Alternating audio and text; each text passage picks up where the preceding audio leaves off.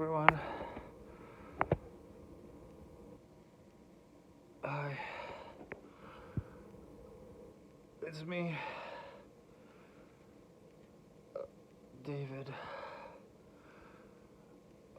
Fuller. Fine blocks, flakes. Thank you to all my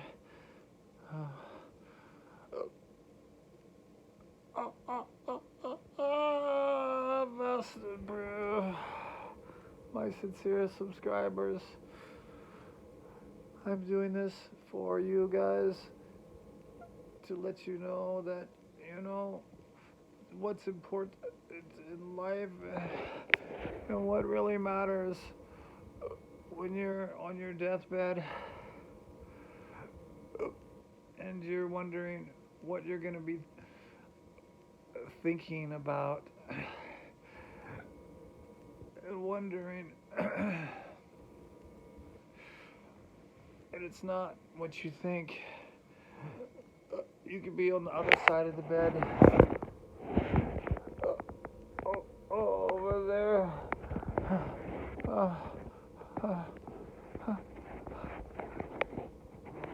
looking down, going, "Oh, I'm so sorry about your pain and your sorrow and your diagnosis and what you're going through and everything."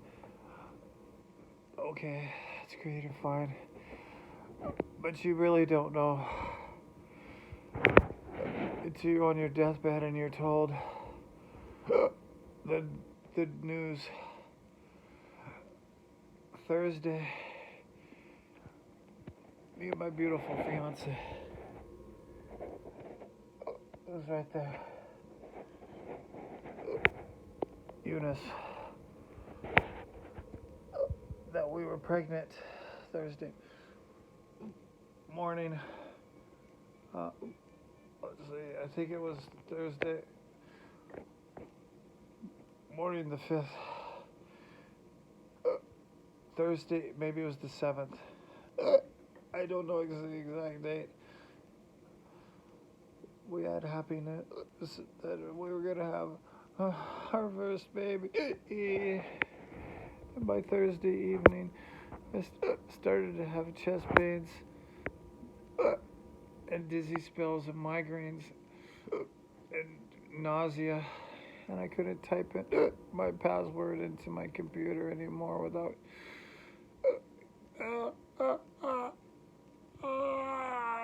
getting it wrong. And I couldn't even call the doctor because I would call the number wrong and get it backwards between the first and second, third numbers. I couldn't remember. And I got 3 dizzy spells, a heart, chest, my migraines, chest pains in my hand. Started tingling really bad. And I told Eunice, I said, "I know you're working." Like she always does. She's the brains. And I told her, I said, "Babe, something is wrong. It's really wrong. I've had 3 episodes today of my chest pains, my migraines. I could smell this weird smell. I don't know what it is, but it smells like something you'd smell in a hospital. Turns out it's the smell of the IV that I've been smelling to a T. It's not any hundreds of household chemicals or construction chemicals I've ever smelled. It's called like Deathbed, and this is what I've been smelling for the last 6 months. It's like my body knew I was coming here, and every time I get the dose, it feels like I'm drinking poison, but it's supposed to reduce the swelling in my brain. So Thursday morning we were picking baby names. By Thursday evening I came into the emergency room at 5 o'clock in the afternoon. I'm sorry, but I'm in a lot of pain. My chest hurts. I'm sorry. I'm sorry. I'm trying to get this out while I still can. Because I go to surgery in a few hours. By Thursday evening, after the news of our baby, our first baby pregnancy, I was told that my CAT scan came back with an abnormal sized brain tumor. It's 4 inches by 4 inches by 4 inches. And they would have to admit me on Thursday night right away to start with preparations for surgery on Wednesday. I came in Thursday, Friday, Saturday, Sunday, Monday, Tuesday. I've been in here 5 days, and they said Wednesday I'll have my operation, which is in it's 3:30, 4:30, 5:30, 6:30, 7:30, 8:15. I will have my brain operated on to remove the mass of brain in my brain. That's cancer, and if it's not removed, it'll continue to grow. I had signs 6 months ago, but I thought it was because my father died. The year before my mother passed. So I've been dealing with the grief of stress of that. Selling the house, put it up for sale. Stupid ass power of attorney. Executor estate. My fiance's. I asked her to be my fiance in June. She said yes. I figured all of it was stress, but little did I know it was a tumor growing inside of me, my brain. So if you feel anything like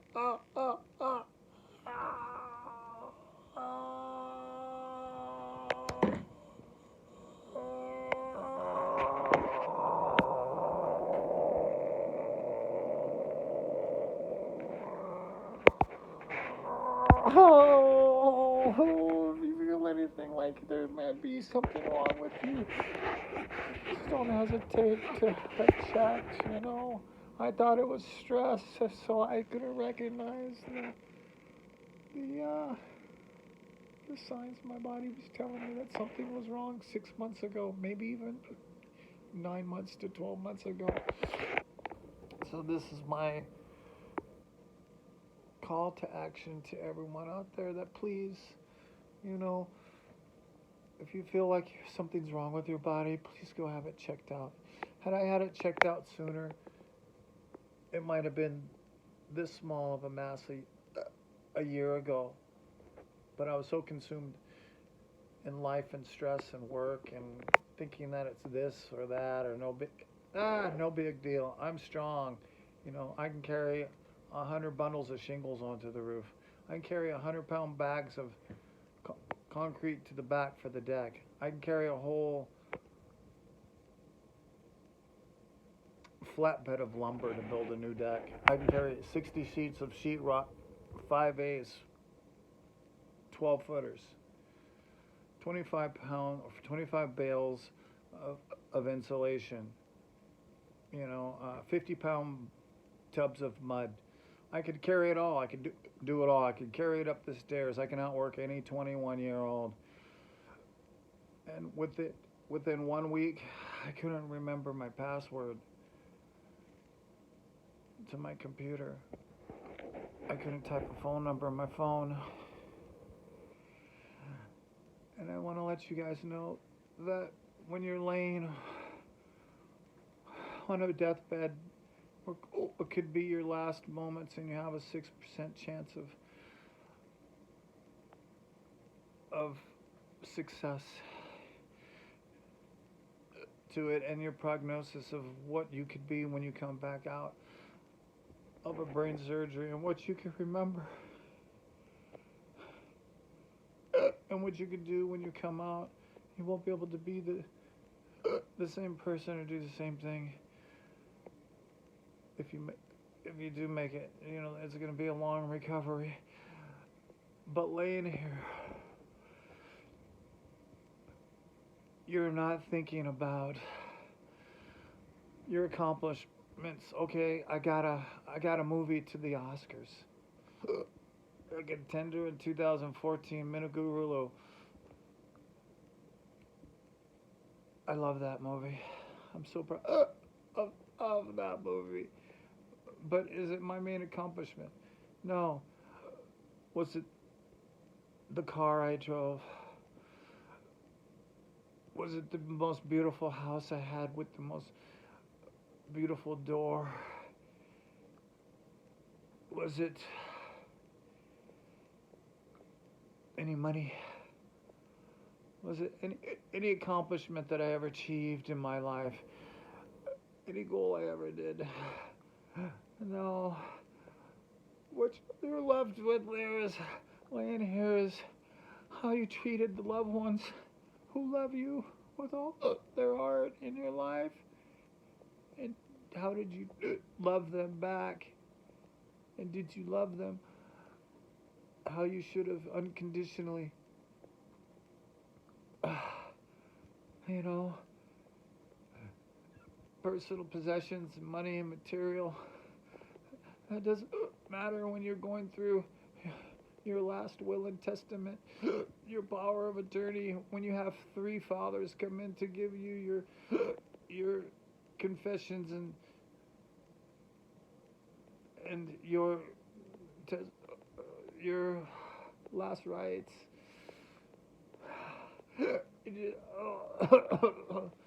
Signing all your papers. So please, everyone, take the signs. Take care of yourself while you still can. Take care of the loved ones that you love. And tell them how much you love them and how much you appreciate them in your life and how much joy and happiness they bring in your life. And reciprocate that love and joy to them and make that your number one priority in life, because really when you're here there's no time to do it. You don't have time. I've been in here for 5 days and I haven't had 1 minute to really do it. Anything. There's 25, 30 different people coming in every hour. Nurses, doctors, we gotta do our rounds, we gotta do medication, we gotta do vitals, we gotta take you to the potty, we gotta move you around, we gotta flip you over, we gotta do this and that, and then your medications just are terrible. There's no time to do it. So, power of attorney, will, paperwork, get all of that in order. And most of all, just tell everybody how much you love them. Your grandparents, your parents, your kids. You know, I have an unborn child.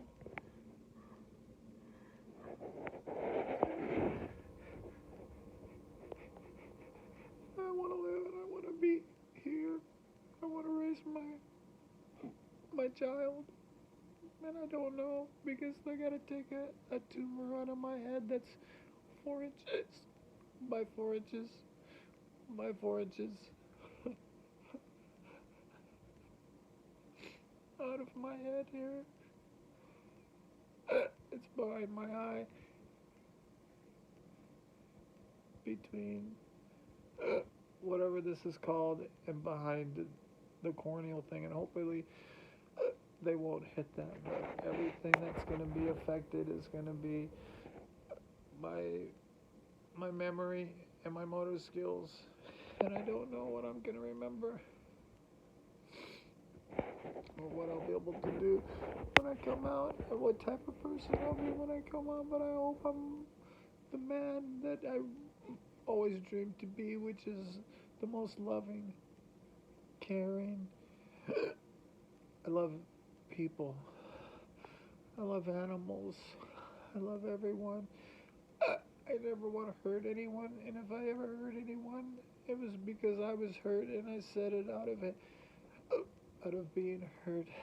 So I apologize to everyone that I may have ever in my life said anything bad to. I said it out of hurt, and it should have been out of love and compassion and care. So I apologize from the bottom of my heart to all my loved ones, my brother, my sister, my fiance, my mom and dad. I never meant to hurt anyone. And that's the most important thing when you're laying here dealing with your life flashing before you. And you think all your whole life is going to flash before you, and you're going to think about all these accomplishments and everything you've done. I went to the World Series. I went to the boxing championship. I owned a Ferrari. I had $100 million mansion. Trust me, that is not what you're going to be thinking. It's not. It's going to be what love you gave to the people who love you. It's going to be what love you didn't give to the people, and you will regret how you were and how you acted to everyone. So please, please, please pass this on to your loved ones and from me, because someday we will all be together. My mom has been here. She's passed. My dad has been here. My stepfather, they're both passed. They've been here. The man who murdered my father when I was 8, he's been here. My grandparents have been here. Everybody has been around me. So please take my experience with, all I am trying to offer right now, and let you know. Take care of your loved ones now while you still can. From your children, to your grandparents, to your parents, to your wife, your husband.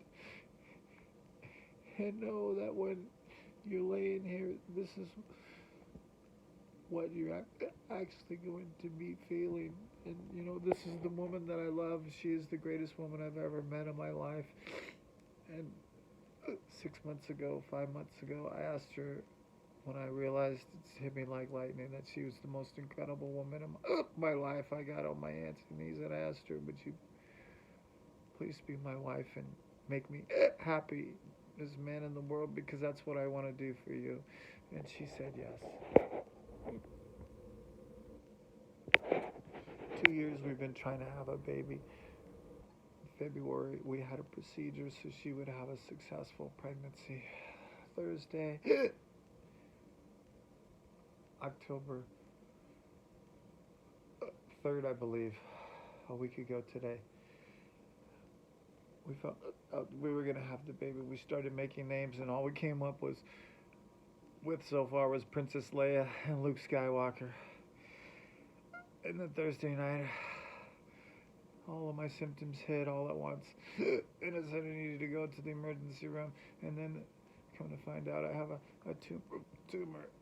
And then they do another MRI the next day. They found there was cancer in my lung that I'll have to deal with later. And I never smoke cigarettes. So lucky me. So, but the pain. Oh my God, the pain. Oh my God, the pain. Oh, it hurts so bad. It hurts so bad. And I want to live so bad, because now I have a child that I need to take care of. I want to be a father. I want to be a good father. I know it's such a crybaby moment. but I felt that I had to do this because it's the one thing that I could leave to the world. Oh, please don't be another nurse telling me there's another round of whatever medications. I don't need it. Just let me be in peace. I've wanted to just die in my sleep because of the pain is so bad. But I have something to live for. I have my beautiful fiance, Eunice, to live for. And I want to make her a happy wife with children. She wants 7 children. She deserves it too because she was born to be a mother. She has such a wonderful family. She was born in Zimbabwe. When she was born, the entire village of hundreds came to celebrate her birth and become one. When her brothers were born, the entire village of Zimbabwe came together of hundreds.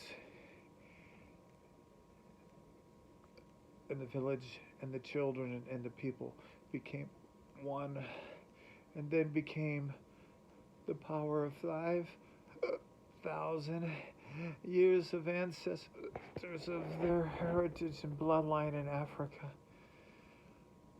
together to become that one, which has been their unified power of family since their birth and existence. They moved to America as kids, dual citizenship, and become hard-working Americans. Mom's a college professor of fashion in New York. Her brother, sorry, I'm in pain. Her brother is a heart surgeon in Orange County. Her dad is the most kindest, sweetest soul. He's like Mufasa. But he's also like, if you want to say prayer, it's a sermon. So he has that wisdom and heart of that. But they're also very faith-based. So through them, when I lost my father at 8, I lost my belief in God at 8 years old when I asked my God to please save my father and not let him die. And he died, and I lost faith in God. And I was mad at God from when I was 8 till I met Eunice and her family, and they brought me back to God and believing that there is a God, because I could see what God had done in their life and brought to their life and their family. So today I gave myself to God. I've forgiven him for taking my father, and I gave myself to God. And it's all because of this woman right here and her family. And if you could meet them, you would know. And they put family and God first. And every single morning, they talk to each other. They call each other just to sing and say hello and sing a song and tell each other how much they love each other and do a Bible verse, and it's so beautiful. It's so cute.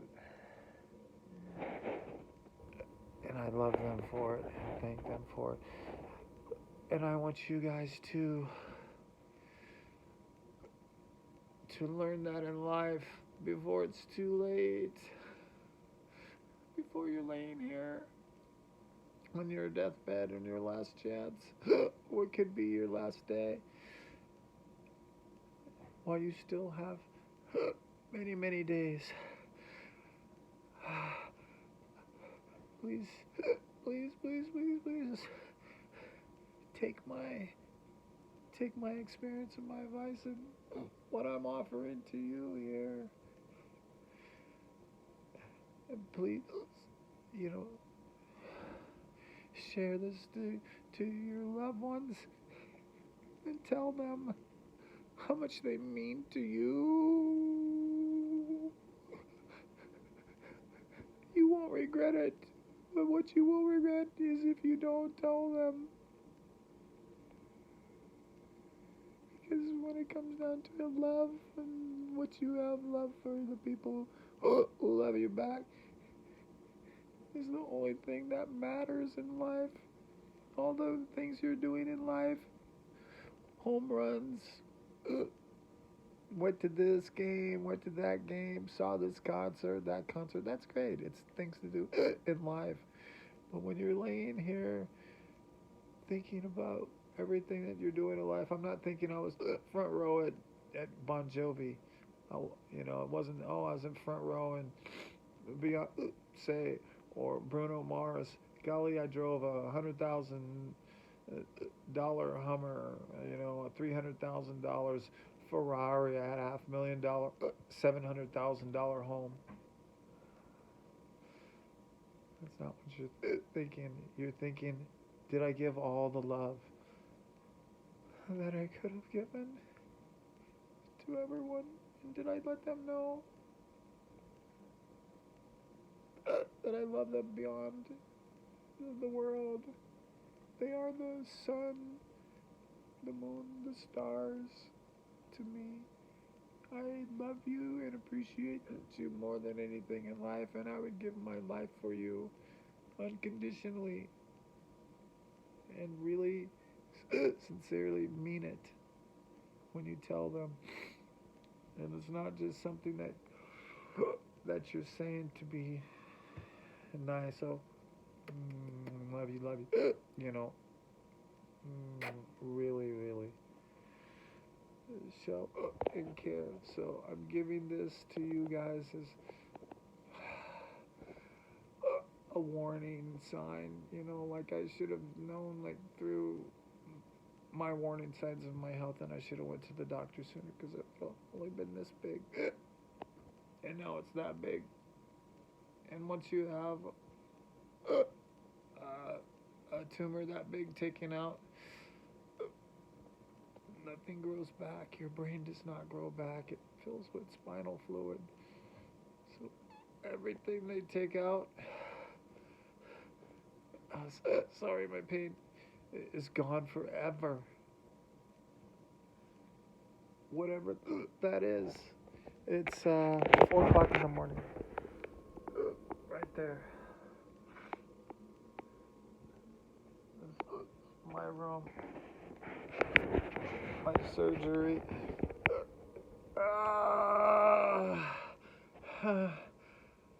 My surgery is at 7:15 in the morning. I don't know what I'll be after the surgery.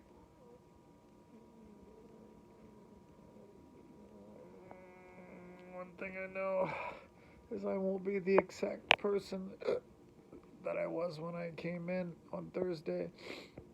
Will I be a better person? I hope so. Will I be more caring and loving? I hope so. But I do know, if I do make it through, I'm positive, and I will try my best. I will do everything in what's left in my life to be the man that I should be and want to be, and what my fiance deserves to have, and my family and all of my loved ones, which I love you. I love you, Dan. I love you, Jessica. I love you, Timmy, Adrian, Aaron. I love you, everyone, and I especially love look at my sweet little fiance. She's such a little princess. She's such a little girly girl, and she loves her little dresses and shoes and going out and dancing. And she loves film. She's a filmmaker. We filmed our first feature film 3 months after we met, and we have so many scripts and ideas that we want to film, and we have all the equipment. She's a college graduate from UCLA film. She's worked for Ridley Scott and so many people in LA. She's been in so many movies and knows everyone and done everything. It's people love her. She walks in a room, they gravitate to her, and the first thing they're like, "Damn girl, you looking so good today. Love your outfit. Love your hair. Love your smile." That's who she is. I stood in line for a half an hour waiting to meet her, to ask her to welcome her to Portland as a filmmaker, because I wanted to collaborate and say, welcome to Portland, Oregon. I would love to. I love that you're in film.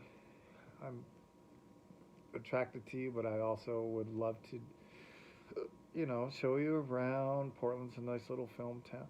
We could do something. And can we go to dinner? She said, well, not tonight. We'll have to wait till, how about tomorrow? I said, okay.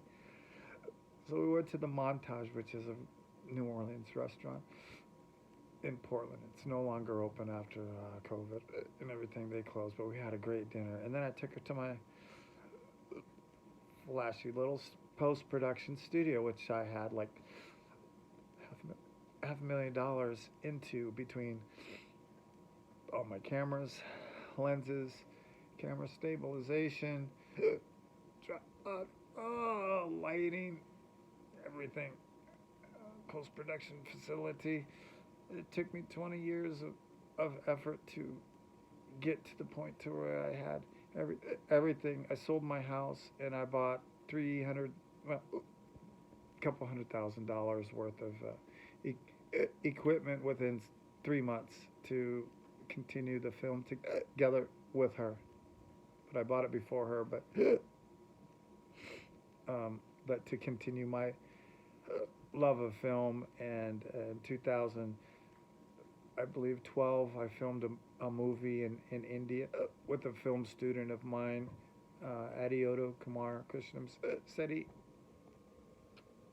my Indian brother. It's called Minugurulu, Minugurulu. We were up for tons of awards in India. We made it to an Oscar contender in 2014. Look it up. We were up for all categories: best film, best picture, best acting, best cinematography. It was the hardest thing at that time that I ever had done in my life. After hundreds of projects, it's what all my experience brought to be able to film that movie. It's one of my pride and joys of filming. If you guys could support and go watch it somewhere, that would be great. We had 60 visually disabled, handicapped kids that acted in it, that we found through all the blind schools in India. So I loved it, but it didn't get all the...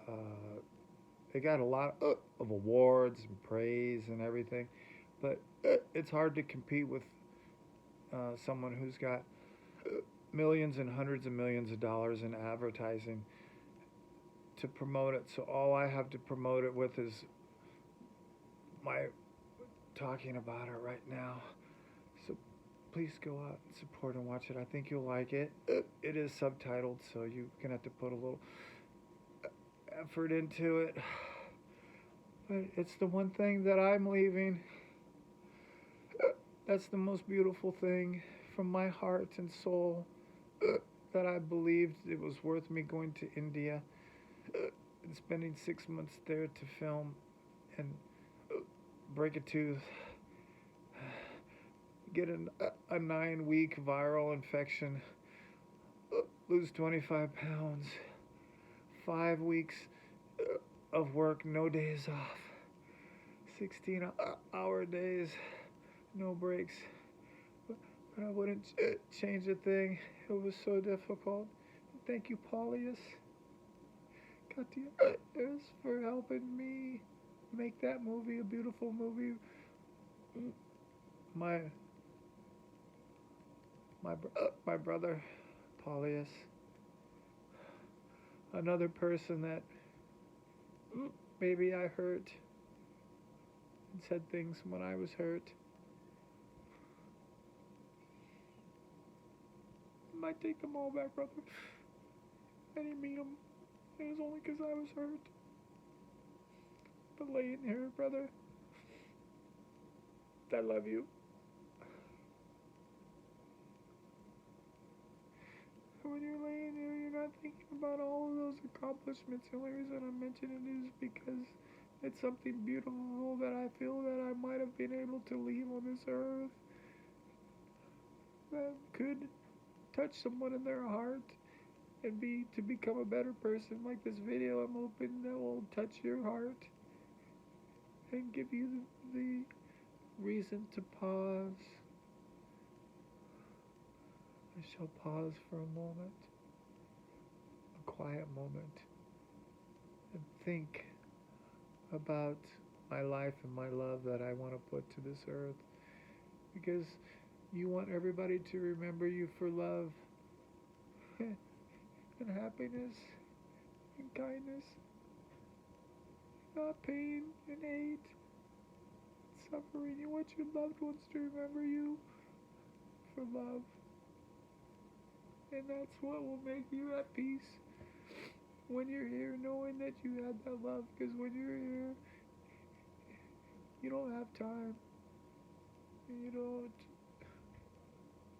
have no time. It's never enough. It's not. I know I'm going on and it's a little long, but I only have 3 more hours before my surgery. And I'm going to come out a different person. I won't be the same because I got to take this much of my brain out. This big tumor, it's 4 inches by 4 inches by 4 inches now. And I don't know who I'm going to be when I come out. And brain tissue does not grow back ever again once it's removed. It's gone forever. What fills back in is spinal fluid. That's just a terrible thought. Not knowing who you're going to be. You know, if you break an arm, shoulder operation, have to have heart surgery, lung, I broke my toe, okay, no problem. But your brain,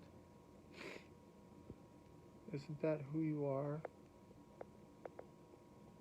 Is it your heart who you are? Or are they combined together to make one love?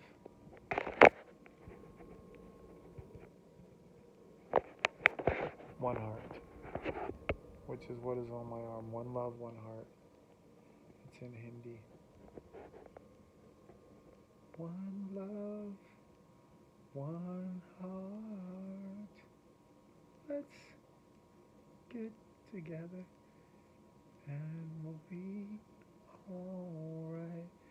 I never knew how much this really meant till just now, thinking about it. There's my sweet little princess. Look at how beautiful she is there. She's having such sweet little dreams with our firstborn in her tummy. We don't know if it's Princess Leia or Luke Skywalker yet. We got that. I came up with another one. My mom's name is Barbara. My dad's name was Eugene. Her mom's name's Anacleta. Eunice's name is Eunice. So we came up with Barbara, Eugenia, Anacleta, Eunice Cheweshe Fuller. Might be a little long, but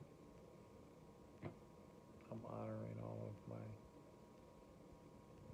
our ancestors, our loved ones. So Barbara Eugenia Anacleta Eunice Cheweshe Fuller. We can make it longer too if we have to. But oh my God, I've been trying to do this video for a week today. It's Thursday, October 10th. I came in here Thursday, October, must have been 3rd. It was 1 week ago today. So I've been trying to do this video for 5 days. Have not had the time. Been too busy. Dr. Livingston, Dr. Corlin, PT Cole, PT Sam, Gina, Bree. Oh my God, a whole other list of 30 other people coming in. 3 different fathers, my family.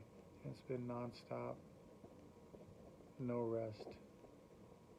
And then my medication fighting my body. So I haven't had time to do it except now, and I'm like, oh my God, it's 3 hours till surgery. I have to get this done while I'm still me, David Fuller. If you know me from subscribing and watch some of my videos, you know how I am there, and that's me. If you know me in real life, you know the real me. But I've learned a lot here in the last few days, and looking at my mortality and knowing that this could be it, and this is definitely it as me, who I was before the surgery. So this is me before the surgery. So please, please, please, please, please, please, from the bottom of my heart, please take my experience of what I'm offering here and take it with care and concern and sincerity and love, and use it to enrich your soul, your life, and your being on this planet Earth, and intermingling with humans, your loved ones, your family, people on the street, everyone that you meet, you know, all of these little piddly little things.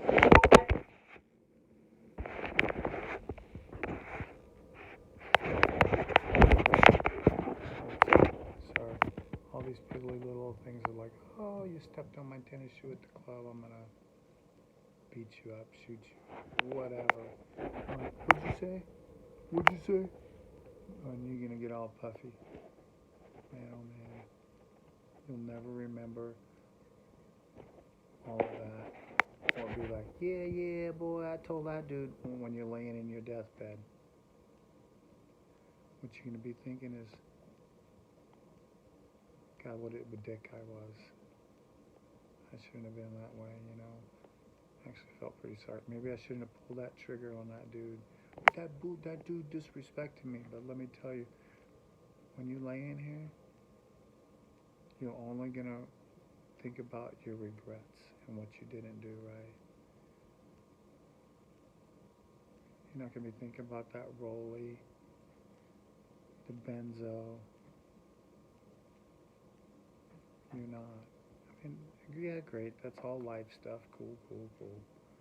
And it's good. But first of all, you want to be a good person, do good things, be remembered as that good person who did good things, and make sure that people that you've always come into contact with talk about how great of a person you are. And you'll lay here with no regrets. You can die in peace.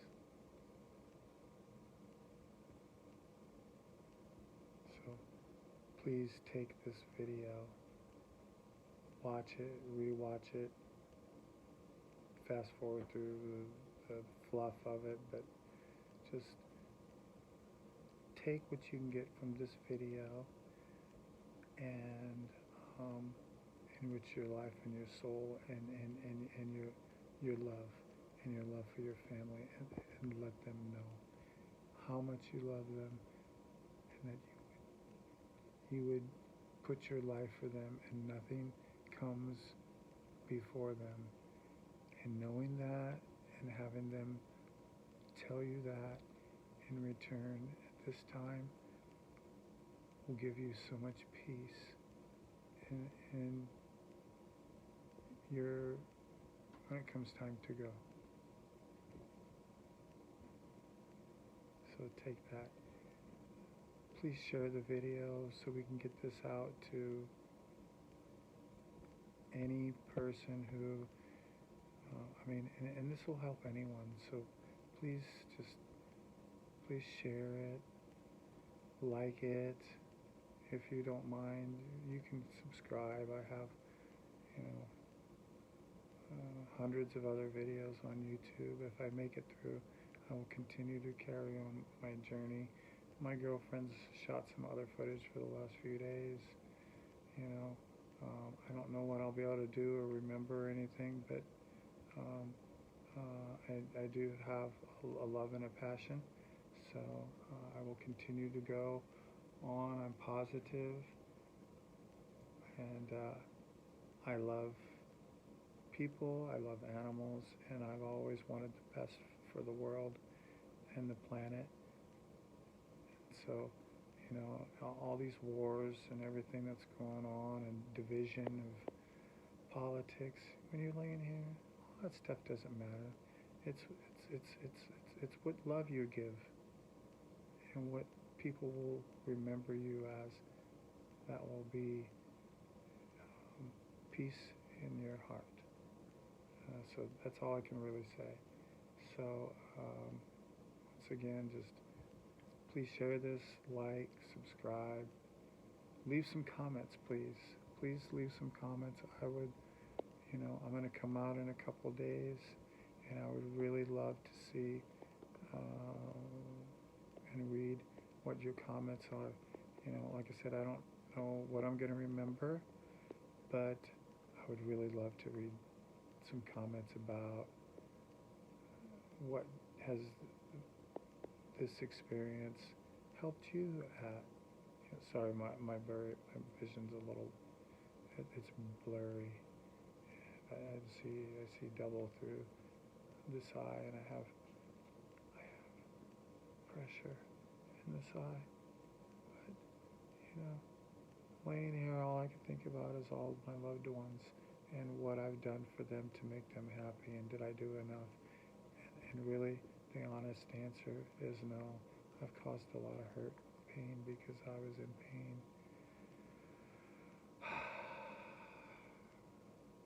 If only I could change the past, I would. But at this point, all I can do is apologize to everyone sincerely and let everyone know that I'm sorry and I didn't mean any of it. Anything I ever said was through pain. It was a reaction to pain. Do I wish I could change everything? Absolutely.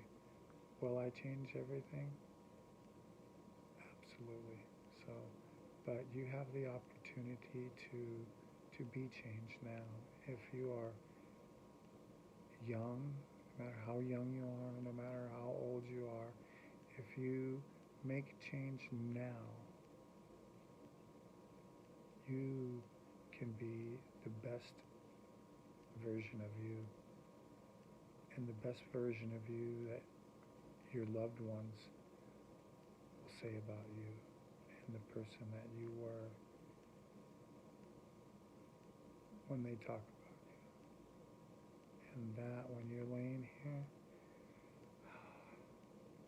it means the world to hear your brother say what an important person you were in his life growing up, and all the memories that you that you gave to them, and what my woman says that I've made her so happy and I'm such a strong person and I'm doing great.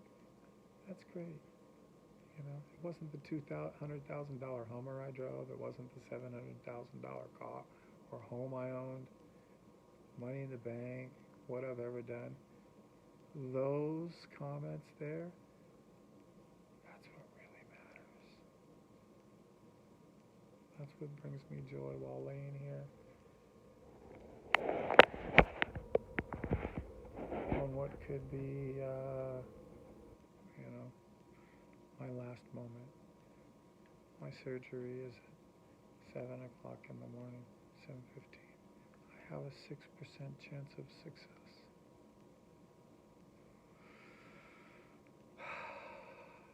The prognosis is undetermined, and they're going to do, when they do the surgery and they do a small biopsy, they're going to do a sample and they got to send it to a lab into another little town from here, and that has to be determined, and I might have to come in back for another surgery for that. And then I have this small 10 by 10 centimeter lump of cancer in my chest that also will have to be dealt with at a later deal.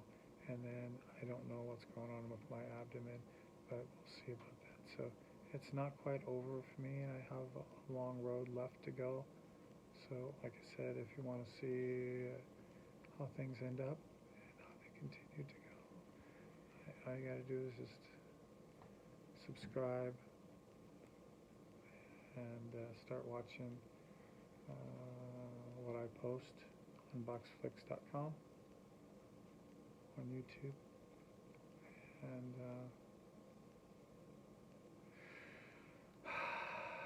as usual, peace, love, happiness, and joy, and spread that peace, love, and joy from within yourself into the rest of the world. And when it comes to be your time here, that will give you peace, such peace in your mind, in your heart, in your soul, that you can leave this earth with a clear, conscious soul and happiness. That, my friend, is what matters when you're on your deathbed, staring at death. That's what matters. That's what matters. You know, because when you're here, all you can do is make calls and tell the people, something, but why not do it today, now, every day, and just be happiness, be love, be joy, spread that, and let the people know who you care for and love for. Even just people on the street, be compassionate, spread love, and that one little moment could make an impact on their lives so it will last a lifetime. You can be the change, and you can be love, and you can make a difference. All right, I'm signing out. I don't know if I'll say anything in the morning. Maybe probably will before 7 o'clock, 7:15.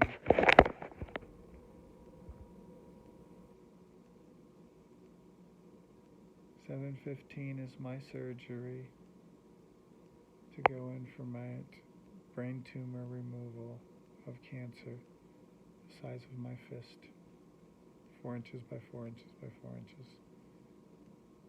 3 hours, 45 minutes.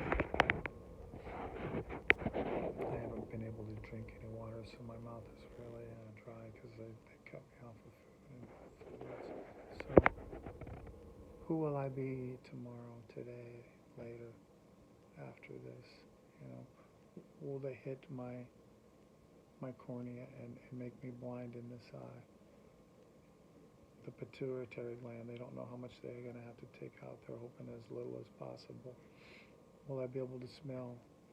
Will I be able to taste? What will I remember? Will I have to walk again? Will I have to learn how to talk again, walk again, and ride a bike again, or swim, or drive, or edit, or film, or relive? Will I have to be told who God is again and say, wow, he sounds like a cool dude. When do I get to meet him? You know? Wow, I get to learn about God all over again. So it's crazy. It's bananas. It's crazy. So it's a strange thing, you know. You're going on your life, working, making money, making moves. You're doing it. You're coming up, and then the next day, we're pregnant. Same day in the afternoon. Sorry, sir, but your CAT scan came back, and you have a very sizable brain tumor. And we have to check you into the hospital right away. Like right now, we have to admit you. We have to get you on brain swelling treatment. And we have to reduce this swelling so we can go in and operate on Tuesday. If we don't reduce the swelling, when we cut your skull open, I gotta shave all this. Cut my skull open, your brain's gonna pop out of your skull. So, and that brain swelling medication has been it's like injecting some sort of toxin in my body. And my body says, this is not good. We need to get it out. You know what else is weird? A few months ago, I started smelling this weird smell. And I'm like, babe, do you smell that smell? She's like, what smell? I'm like, you don't smell that? I said, it's like a chemical smell. It's not like any household construction cleaning or any commercial chemical like that. I said, what's really weird, it's like if you were to go to the emergency room and you smell some of their medicines, it's like a medicine smell. Tonight, a couple hours ago, the nurse was changing out Deppodine. It's to keep my brain from swelling medication tonight. And I was like, that's the smell. I'm smelling it, but I don't have the heart pounding and the spinning and the headaches. But that's the smell I've been smelling 6 months now.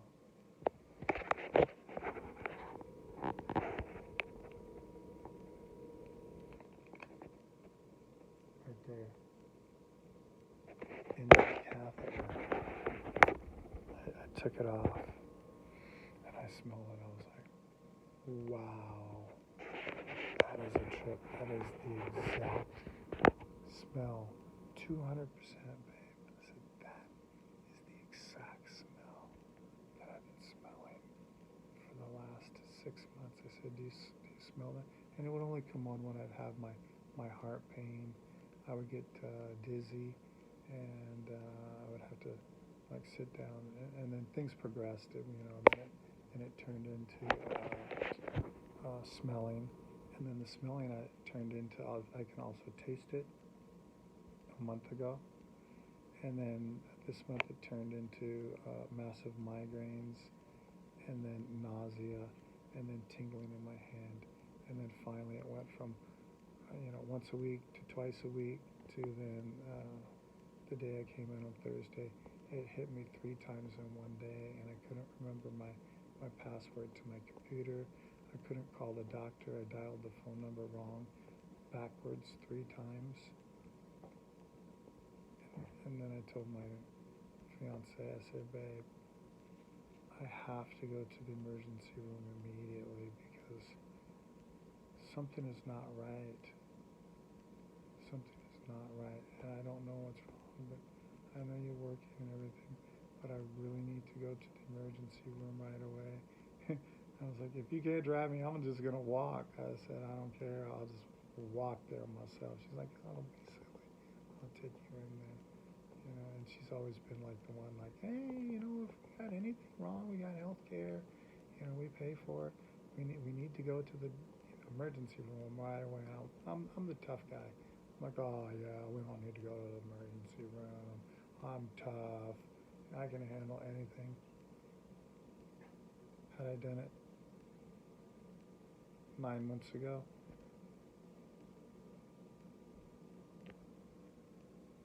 maybe it wouldn't be so big now. So, you know, don't blame it on stress. Don't blame it on, I don't have the money. I can't go. I don't have the time. Please take the time to take care of yourself and be the love, spread the love too. So take care, everyone. Love to you. Peace.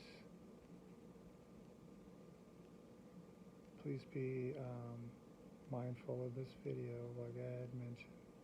And I hope to do more videos and let you guys know how it's going, how it's been, give you updates. Please share this to other ones that you love in hopes that it will touch them and make the world a better place. So with that, I have my brain surgery here in 3 hours. I'm going to try to get a little bit of sleep. Thank you for your time and watching this video. That could be my last YouTube video. I don't know. I hope it's not being positive, but I don't know. But one thing I do know is I won't be the exact same person later today that I am right now. So let's see. I have a hard time holding this thing to my strength in my brain and everything. It's not quite working right. She's all bundled up in a wall. So, okay. I'm so thirsty. I love you guys. My mom, Barbara, who's passed and gone a couple of years. My stepfather, Timothy Shannon O'Halloran, who died earlier, actually in October, but we were dealing with the funeral in the home and all that in March or something. My real father, Eugene Donald Fuller, who died when I was 8. I'm not sure how old he was, 30 something. And then my grandma Loopy. I forgave my Uncle Bobby who murdered my father. And then when we got off the phone, he killed himself with a gun. That was 3 years after he killed my father. So, you know, when his last hour, his main goal was to want to apologize for his wrongs before he killed himself. So, and I said, I forgive you, Uncle Bobby. I said, I can't forget, and you caused so much pain on both sides of the family, and I had to live with that pain my whole life to this moment. But at the same time, I said, I forgive you, Uncle Bobby. he hung up and he killed himself. So, you always wonder what's going to flash through my head when I'm laying there on my deathbed, and it's not like the movies where you see all this fun and joy and happiness and everything like that. It's the person who you were or weren't, and your regrets is what you're going to see. You might have a few happy moments in there here and there, but you get what I'm saying. So,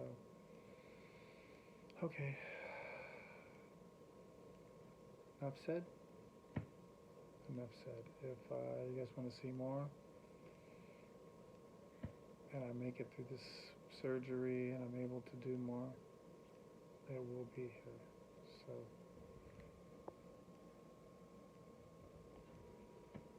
thank you for your time, and I hope this has helped someone out there.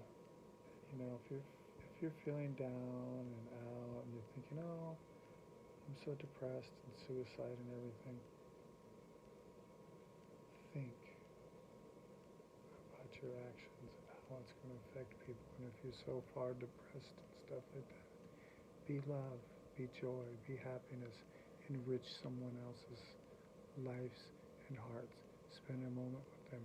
If their shopping cart falls over because they're homeless and their stuff goes everywhere, help them pick it up. Put all their stuff in there nice and neat. Maybe buy them a slice of pizza and a beer. Guess what? You will have touched their lives, and they will remember it for that one act of kindness. Do what you can to help others. If you want to be part of a foundation, you want to help kids, whatever. What you do there will mean so much in the end. You may not realize it in the moment, or maybe you will, but you will definitely realize it and know it when you are on your last moments on this earth, or could potentially be your last moments on this earth. I'm not in here for a little broken toe or a knee surgery this time. This is like brain surgery. They have to cut the side of my head open, remove the flap, the skull, the underlining, and then they have to remove 4 inches by 4 inches, which is basically the size of my fist, 4 inches by 4 inches of brain that will never come back or never grow. It's going to be spinal fluid. That's a trip. Okay, guys.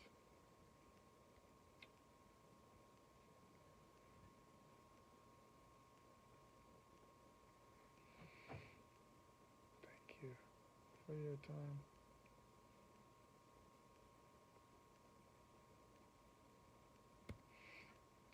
Cheers.